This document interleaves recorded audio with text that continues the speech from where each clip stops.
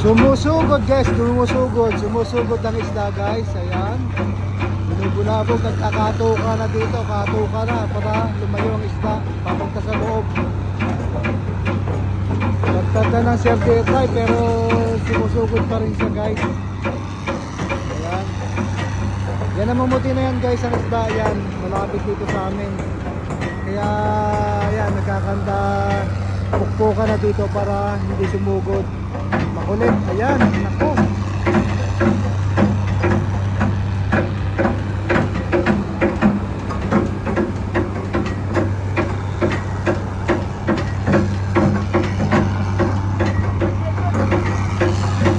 Oh, nasugod. Pupa. Ayan. Buti na di ba ng direksyon. Oh, ang dami.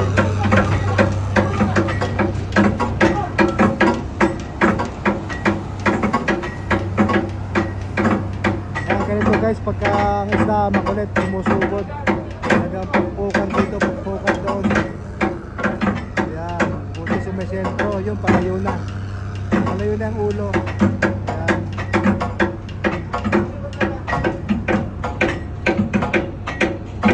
Sana makapal ang ilalim.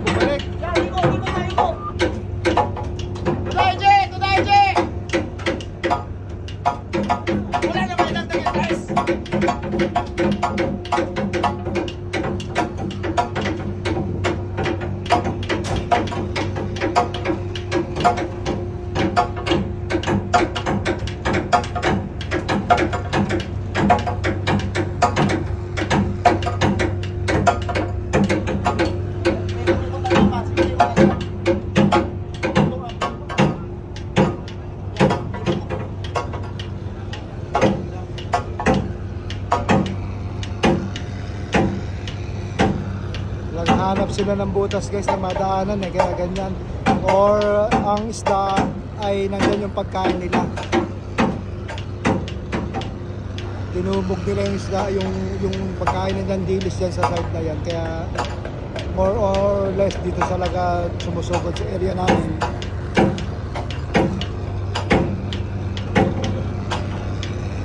Yan, papunta na sa Pupa. Tuloy-tuloy pa rin ang bira ng kable guys yan, para lumalim yung kable na yan.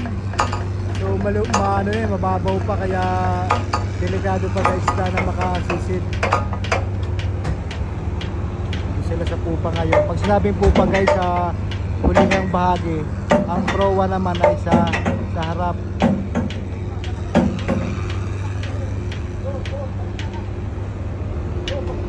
Yan, kinakausap ni Master, layo. Yeah, ganyan kasaya guys. Yan. John James, ikot-ikot John James. Yan. Ikot-ikot lang, ikot-ikot lang. Masaya, ayan. Pumasok na sa loob. Kailangan diskartihan din talaga guys, at saka panalangin, sikap-sikap talaga para mahuli ang isda, kasi pagka ganyan talaga, pagka napabayaan yan, talagang lalabas yan, hahanap ng butas. So medyo malapit na magparagpo yung tustusan. Ito yung tustusan guys ha, yan, pinakahuling bahagi na ng ating lambat yan. Yan ang tustusan, binibira na ng kable natin.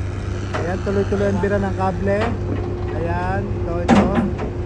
Yan ang ating main winch, yan ang bumibira para lumalim ang ating lambat guys. So tatlo yung kable na binibira, tatlo, isa sa harap. Ayan, puti-puti. Ayan, puti-puti. Ikaw yung tinututukan ko eh. sabi ni Master, yun daw puting-puti ang natutukan ko. Ayan. Tutukan natin yung Master kung paano siya nagmamandasyon. Yeah, tutukan din natin siya.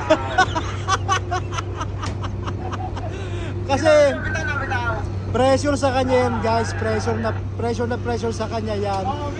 Nasa loob ng isda, wag nang pababayaan. Ayan guys. Kaya lahat ng master ganyan pagka nandyan ang isda.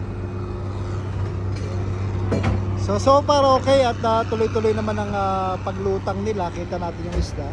Tapos lumalalim na yung ating lambat. Kaya malaki ang possibility habang nag-maintain sila dyan ay nasa loob lang sila. At may malaki ang possibility na mahuli ito lahat. Yan guys. So may halo to ng tuna kanina. May nakita na kaming tuna eh. Yellowfin tsaka skipjack. So ayan, tuloy-tuloy lang.